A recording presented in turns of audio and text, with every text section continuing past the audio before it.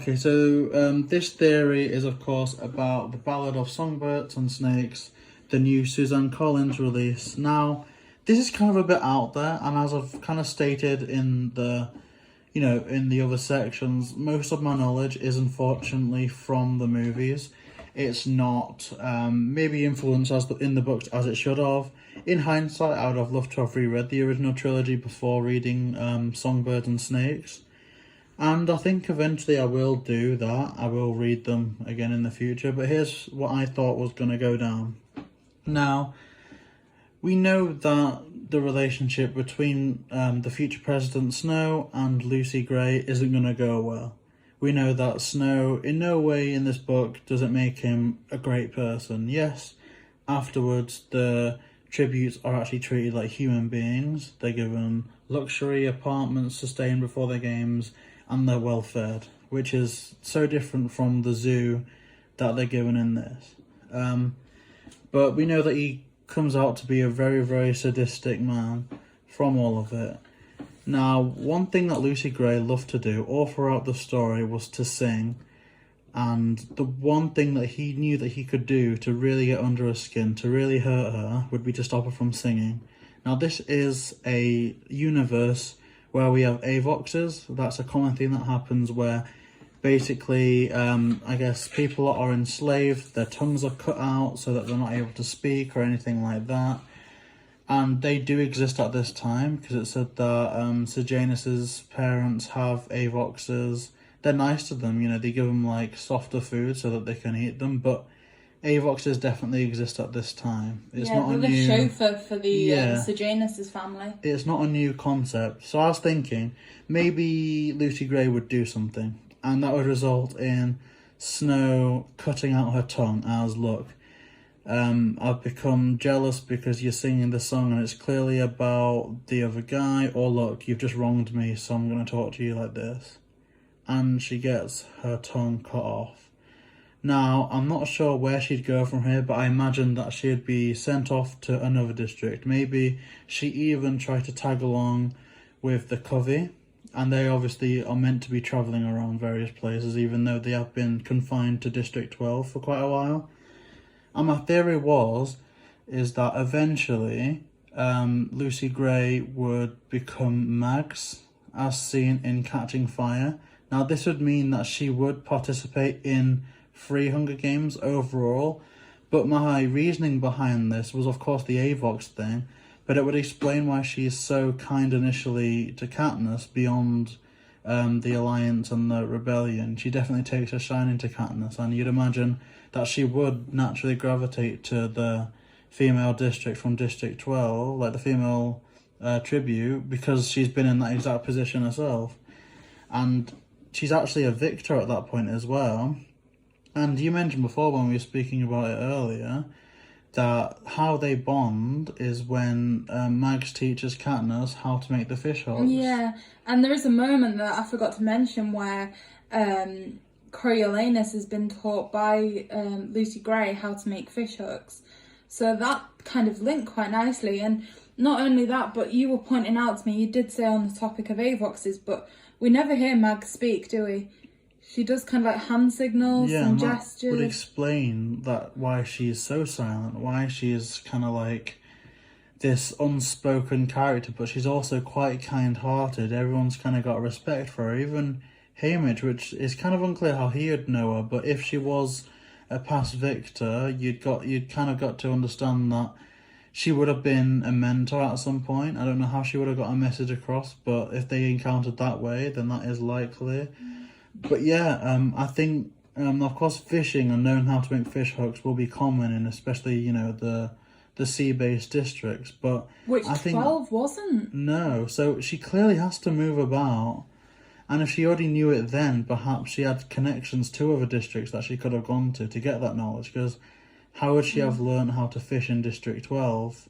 It's mainly forest land. There is that lake and that pond, obviously. But to get that knowledge in the first place, I think there's quite a lot of evidence to suggest that that Lucy Gray would become Mags, because obviously, like you say, at the end it's left quite ambiguous if she's alive or not. We know that her legacy lives on in the songs because they're still used for the modern rebellion. But she'd have to change her name. She'd have to find another place to live. That could have been the district that Mags is from. Yeah. The only thing is that for that Avox thing to work, it's, would Snow find her again? But it makes perfect sense because Snow, as has been acknowledged before, she's the only person who knows that he is responsible for the death of the mayor's daughter. She has a secret that nobody else can know. And so, if she did live, he'd want her silenced, that's certain. And it would only really work out if Snow is the one that Avoxed her or the one that ordered the Avox. Because if it just happened by chance, it wouldn't have that sadistic thing like, we're going to stop the songbird from singing. It would just be, I guess we can Avox this random person. It wouldn't really have that intent. And you kind of think that Snow would have recognised her, especially when she was like there in the Quarter Quell being so public. But because she's set up to be a romantic character, she sings song about love, she wants like all this, relationship. Like that would explain why she's more kind and lenient to Finnick and Annie later on. See, I think me and JB take very different things from the story because, like you said there, she appears quite romantic. By the end of the book, I quite despised her character. I personally think that there was a kind of vindictiveness that, in her trying to kill Coriolanus with the snake that was really quite uncalled for. And so to that end, I kind of see her as a bit of a villain. I almost feel like I can sympathise with Coriolanus and understand why he pursued the games afterwards because, an act like that of trying to kill somebody who he saw as a love, it fed the theory that perhaps people from the districts were more animalistic, that they didn't have the same feelings that the people from the capital had.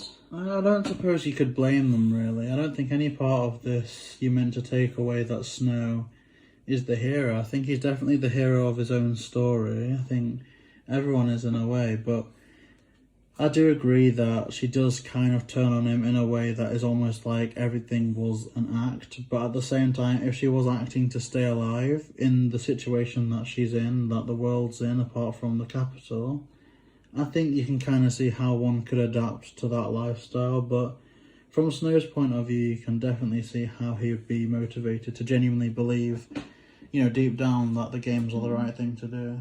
But yeah, I thought personally that the story would go that way. There are other theories out there that Lucy Gray lives on and becomes an ancestor of Katniss, or that the little girl in the covey becomes an ancestor of Katniss. And they're all fine, but I've not seen this Mags theory anywhere else, probably because it's so easily disproved in that, you don't see her get Avoxed by Snow in the book. But I just thought that that's where it was going to go, and I thought that would have been perfect. And it would have added so many layers into a character that we already know. And we discussed earlier that the ages would kind of line up. Yeah, you've got to consider that Mags looks almost older than Snow. And if this book's based on the 10th Hunger Games and given, the age requirements for being entered into the Reaping, she'd have to be somewhere around between the 5th and 12th Hunger Games. And as mentioned, this book's set on the 10th, so that would kind of fit with that. And let's not forget, though, that she would have had to have gone back into the arena, because if she were to get, reaped into the pool of victors in the third Quarter Quell, she would have had to have made it to Victor's village, which was only established after this. So it's clear that she did find another district and was reaped again under whatever pseudonym she was going with at that time. But I don't know, I think that if they had found a way to integrate that, I think that would have been amazing. I don't think it's true, but it's something that I'm kind of reading into, and I like it a lot. I really like that theory. JB, you've always been better at thinking of theories than me, I must admit.